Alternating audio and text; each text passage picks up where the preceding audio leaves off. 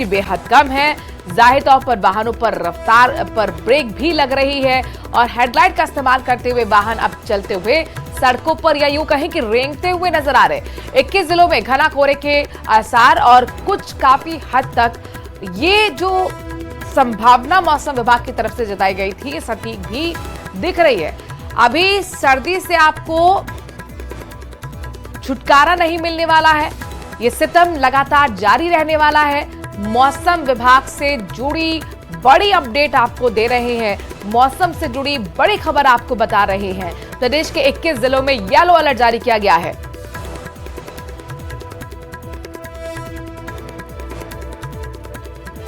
वहीं झुंझुनू जिले में भी सर्दी का सितम जारी है। झुंझुनू में कोहरा छाया हुआ है। कोहरे की वजह से जनजीवन भी प्रभावित नजर आ रहा है। लगातार चल रही सर्द हवाओं से सर्दी का असर बढ़ गया है। सर्दी से बचने के लिए लोग अलाव का सहारा ले रहे हैं। मौसम विभाग ने झुंझुनू के लिए येलो अलर्ट जारी करते हुए कोहरे और शीतलहर यानी कि कोल्ड वेव की चेतावनी जारी की है। लगातार चल रही शीतलहर के कारण किसान चिंतित हैं। किसानों का मानना है कि शीतलहर से रबी की फसलों को नुकसान हो सकता है।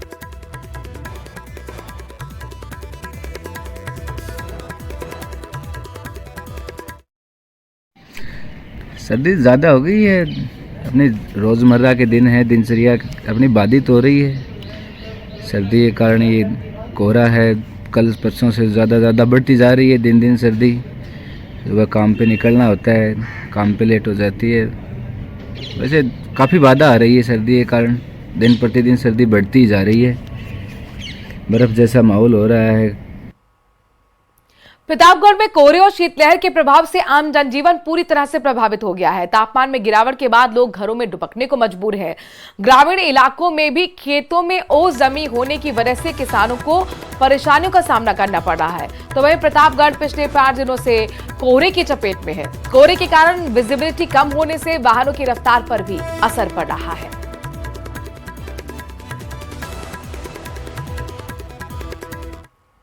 राजस्थान के सीमावर्ती जिला श्रीगंगानगर लगातार आज 5वें दिन भी घने कोहरे की चादर में लिपटा हुआ नजर आया है।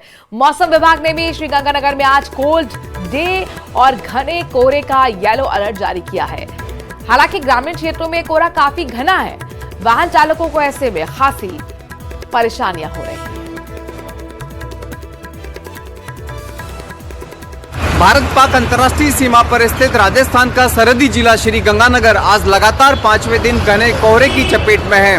अभी समय हम श्री गंगानगर के रविंद्र पथ पर मौजूद हैं और आज भी पिछले 5 दिनों की तरह समूचा श्री गंगानगर जिला मुख्यालय सहित ग्रामीण क्षेत्र घने कोहरे की चादर में लिपटा हुआ है। मैं आपको यहाँ की तस्वीरें दिखाऊं तो आप ये देखिए, इस समय श्री गंगानगर का ये रविंद्र पथ का नज़ारा आप देख पा रहे हैं। इस समय काफ़ी तेज घना कोहरा है और घने कोहरे की वजह से जो विजिबिलिटी है वो अच्छी खासी प्रभावित होती हुई दिखाई दे रही है। विजिबिलिटी घटने का सबसे ज़्यादा जो असर पड़ता है वो पड़ता है वाहन चालकों पर और यही वजह है कि इस समय घने कोहरे की वजह से घटी दृश्यता के कारण वाहनों की रफ्तारें मानो थम सी गई है।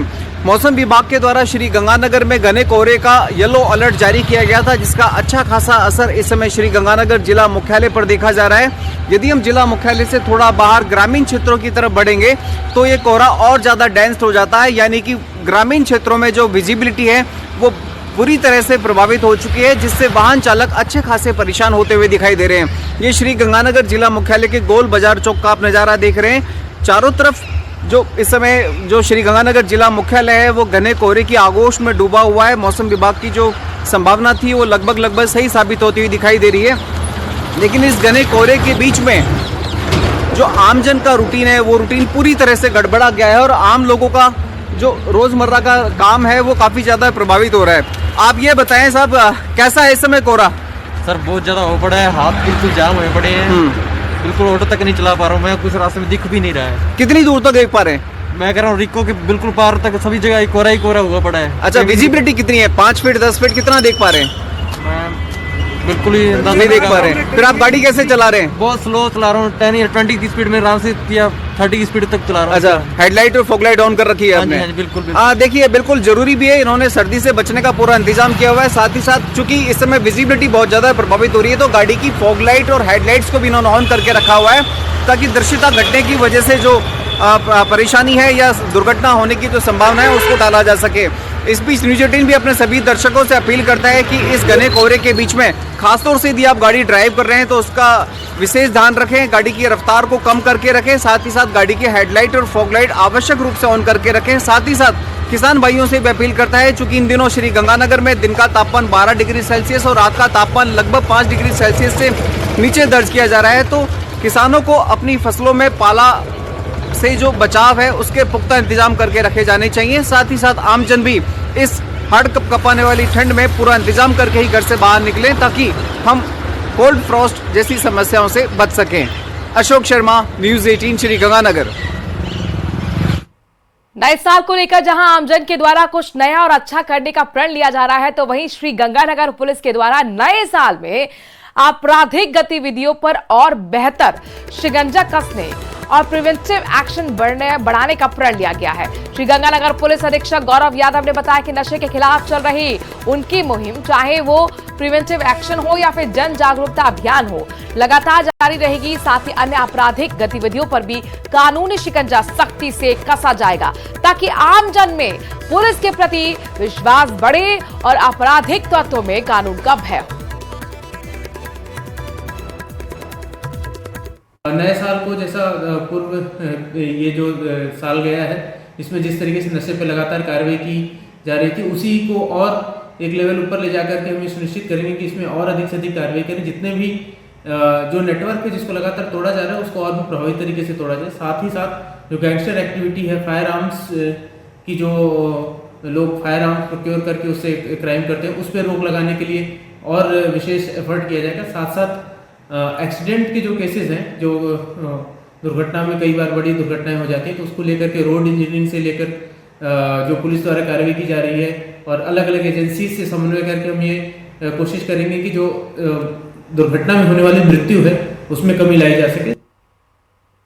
प्रधानमंत्री नरेंद्र मोदी की ओर से केंद्रीय अल्पसंख्यक मामलात मंत्री 4 जनवरी को ख्वाजा गरीब नवाज की दरगाह में उर्स के मौके पर चादर पेश करेंगे। इस दौरान उनका पैगाम भी पढ़ा जाएगा। साथ ही वो दरगाह के वेब पोर्टल और गरीब नवाज ऐप का लॉन्च भी करेंगे। केंद्रीय अल्पसंख्यक कार्य मंत्री और संसदीय कार्य मंत्री किरेन रिजिजू 4 जनवरी को अजमेर पहुंचेंगे। यहां ख्वाजा गरीब नवाज के 813वें उर्स के मौके पर पीएम नरेंद्र मोदी द्वारा भेजी जाने वाली चादर पेश की जाएगी। बता दें कि पीएम मोदी हर साल इस खास मौके पर अजमेर शरीफ दरगाह के लिए चादर भिजवाते हैं। इस साल 11वीं बार पीएम मोदी की चादर चढ़ाई जाएगी। राजस्थान के सरहदी जिले श्रीगंगानगर में चल रही शीतलहर और तेज ठंड के चलते जिला प्रशासन ने आंगनबाड़ी केंद्रों के बच्चों के लिए 12 जनवरी तक अवकाश घोषित कर दिया है। श्रीगंगानगर जिले की 1974 आंगनबाड़ी केंद्रों पर 3 से 6 साल की आयु के लगभग 21,000 बच्चों को अवकाश घोषित करने पर बड़ी राहत मिलेगी। हालांकि आंगनबाड़ी केंद्र के बच्चों को दिए जाने वाला गर्मा गर्म पोषाहार टेक होम राशन के रूप में उपलब्ध कराया जाएगा। श्री गंगानगर जिला प्रशासन ने जिले में पड़ रही हाड़ कपकपा देने वाली ठंड के बीच आंगनबाड़ी पढ़ने आने वाले बच्चों के लिए एक बड़ी राहत देते हुए 12 जनवरी तक छुट्टियां घोषित की हैं। श्री गंगानगर जिले में लगभग 1974 आंगनबाड़ी केंद्रों पर 21,000 बच्चे पढ़ने आते हैं। ऐसे में अब इस हाड़ कपकपा देने वाली ठंड के बीच जिला प्रशासन के द्वारा 12 जनवरी तक अवकाश घोषित किए जाने से उन्हें बड़ी राहत मिल पाएगी। हालांकि आंगनबाड़ी केंद्रों पर 3 से 6 वर्ष तक के बच्चों के लिए वितरित किए जाने वाला गर्मा गर्म पोषाहार टेक होम राशन के रूप में उपलब्ध कराया जाएगा। साथ ही साथ आंगनबाड़ी केंद्रों पर अन्य गतिविधियां सुचारू रूप से चलती रहेंगी। गौरतलब है श्री गंगानगर जिले में इन दिनों हाड़ कपकपा देने वाली ठंड पड़ रही है।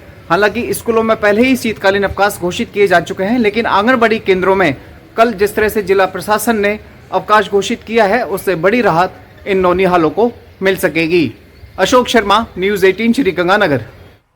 और अब खबर जालौर से है। यहाँ पर सांचौर जिले को निरस्त करने के बाद यहाँ की सियासत जारी है। विधानसभा चुनाव में सांचौर से बीजेपी के प्रत्याशी रहे और पूर्व सांसद देवजी भाई पटेल ने मुख्यमंत्री भजनलाल शर्मा को पत्र लिखकर सांचौर जिले को यथावत रखने और समीक्षा होने तक सांचौर में एडीएम ऑफिस खोलने की मांग की है। पूर्व सांसद ने बताया कि जिला बनने के बाद सांचौर में होने वाली आपराधिक गतिविधियों और तस्करी जैसे मामले में काफी हद तक अंकुश लगा था। वहीं जिला निरस्त होने के बाद यहां के नागरिकों में असुरक्षा की भावना पैदा हो रही है।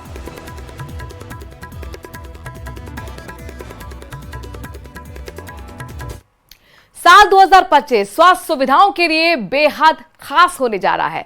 एसएमएस मेडिकल कॉलेज से अटैच अस्पतालों में इस साल कई लंबित प्रोजेक्ट शुरू होने वाले हैं। कार्डियक टावर से लेकर आईपीडी टावर के शुरू होने से मरीजों को बेहतर हेल्थ फैसिलिटी मिल पाएगी। ये रिपोर्ट देखिए।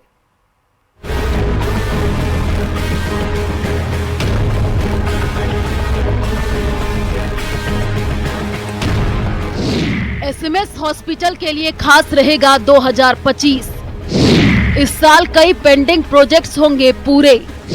आईपीडी टावर, कार्डियक टावर होगा शुरू।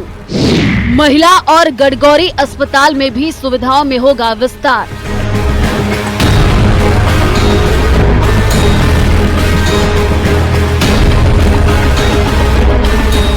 साल 2025 कई मायनों में अहम है। इस साल एसएमएस मेडिकल कॉलेज से जुड़े अलग अलग अस्पतालों में इलाज के लिए आने वाले मरीजों को बेहतर स्वास्थ्य सुविधाएं मिल पाएंगी। इस साल के शुरुआती महीनों में ही एसएमएस अस्पताल में कार्डियक टावर की सौगात मिलने वाली है। दिल के मरीजों को एक ही छत के नीचे हाईटेक इक्विपमेंट के साथ इलाज मिल पाएगा। 250 बेड्स का कार्डियक टावर का निर्माण कार्य लगभग पूरा हो चुका है। अब उपकरणों की खरीद शुरू होने जा रही है। इस टावर के शुरू होने पर दिल के मरीजों को एसएमएस अस्पताल में इधर उधर चक्कर नहीं काटने पड़ेंगे। वहीं राजधानी में 2 महिला अस्पताल के अलावा गडगौरी अस्पताल में भी नए प्रोजेक्ट्स पूरे हो जाएंगे। इसके अलावा सबसे खास आयुष्मान आईपीडी टावर का भी इस साल के अंत तक काम पूरा होने की पूरी संभावना है। देखिए, लंबे नए साल में हमारे पास 5-6 प्रोजेक्ट्स हैं जो चल रहे हैं इस समय। एक कार्डियक टावर है, आयुष्मान है, आईपीडी टावर है एसएमएस में जो बन रहा है।